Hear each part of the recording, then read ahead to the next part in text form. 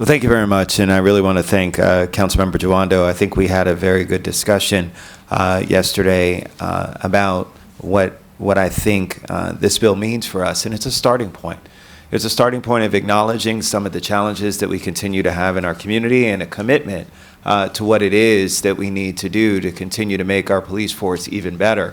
Police force that will certainly meet the needs and goals of all of our communities, especially those communities of color who continue to face challenges when it comes to economic disparity, as well as some racial challenges when it comes to discrimination.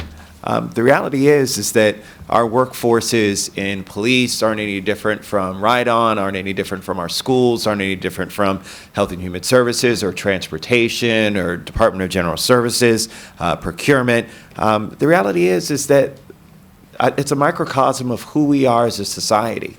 And we continue to still face challenges of equity in our communities, so much so that we just talked about International Women's Day and how women are still underpaid and not treated as their male equal counterparts. And that's a problem.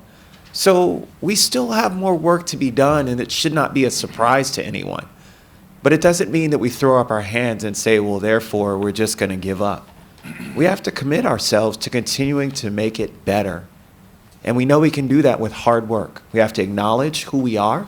We have to acknowledge the challenges that we face, and then commit to making those changes. And so from that perspective, I think this bill sets up a framework to do that. And I really want to thank then Council President Navarro for working with me on this and bringing me along and saying, hey, this is something that we can do to really make a difference in our community.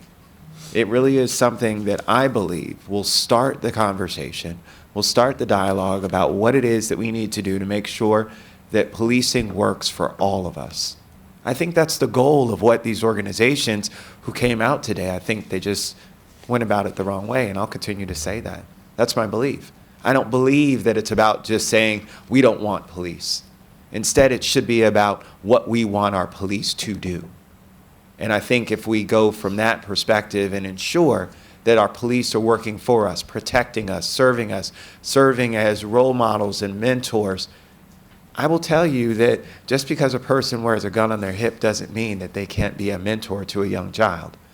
We've seen it in our communities. You go to Plumgar Recreation Center and look at Officer Marcus Dixon, who's in the community who does summer programs for kids, and the only male mentor that some of these kids have in their life is him.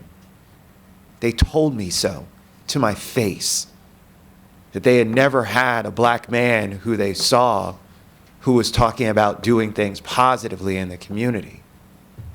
That's what happens when we give people the ability to be able to make a difference in people's lives. And so I just, again, I made a long speech last time, but this is personal. This is something that means a lot to me, and I know it means a lot to a lot of people up here. It means a lot to Councilmember Jawando. It means a lot to Councilmember Navarro.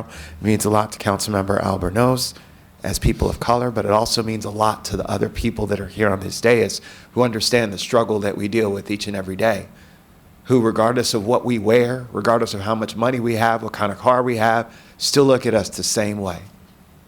And when I take off this suit, I'm just like every other kid that's in these neighborhoods. I'm just like all these other people who are walking around who folks may think something different of. And the reality is that having a better relationship with our police department can help to assuage some of the challenges that we see that are happening in our communities as a result. And so I just really want to thank everybody for their support. I especially want to thank folks who stuck with us in trying to make this happen. This is not a huge deal in this particular bill, but it is a huge deal in terms of what it can start and the catalyst that it can create. So I thank you guys for your support.